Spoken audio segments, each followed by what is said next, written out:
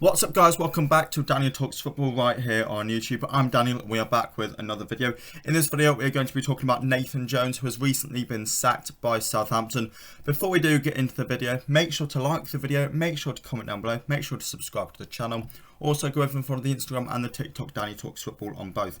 Right, yesterday morning Southampton announced that they had parted company with men's first team manager Nathan Jones.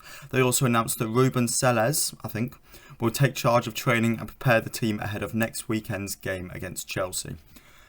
This was a poor appointment in the first place, and it's Sport Republic's first and only big error as the owners of Southampton. However, I look at Nathan Jones, and this was never going to work.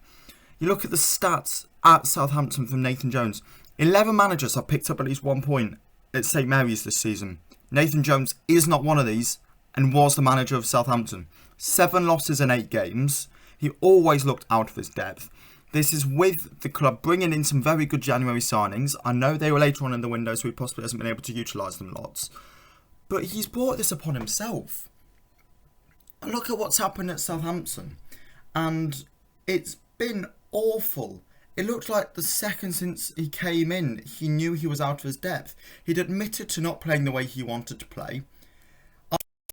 The Wolves game at the weekend, he came out and said that Wolves having 10 men was detriment to Southampton and it made the game tougher for them. You've got an extra man.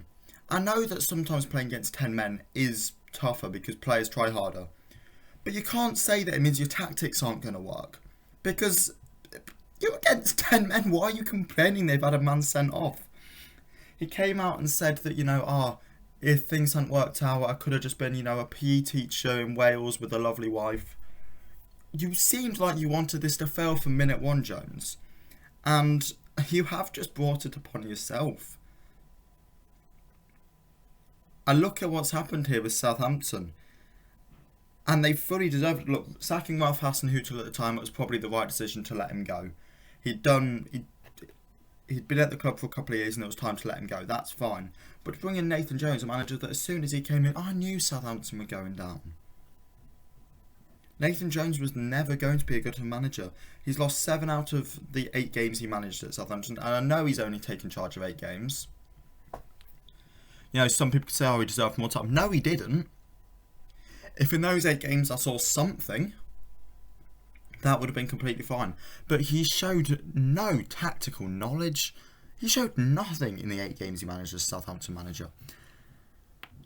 He's lost 7 out of the 8 games he's managed to sides around him. These are crucial points they should have been picking up to try and keep them up. And I'm afraid, Southampton, that those points you've lost out on in games you should have been challenging in, that will probably cost you your Premier League status. Because I really can't see you going and turning it around now. You obviously need to bring in a new manager, and we'll discuss that in a second. But it's been awful. It was an awful decision, an awful appointment.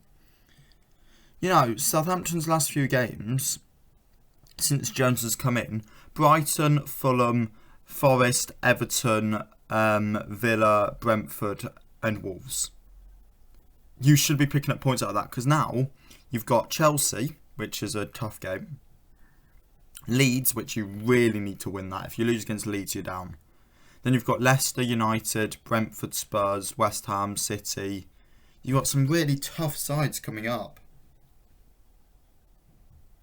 I'm sorry, Southampton, but I do think you're going down. In terms of who could replace Nathan Jones, I've heard Bielsa's name been linked. Of course, his name's being linked. I've heard Jesse Marsh's name been linked. That would be an interesting appointment. I'm not quite sure if I would be overly supportive of that, considering he's just been sacked by Leeds. And to bring him in, I don't know.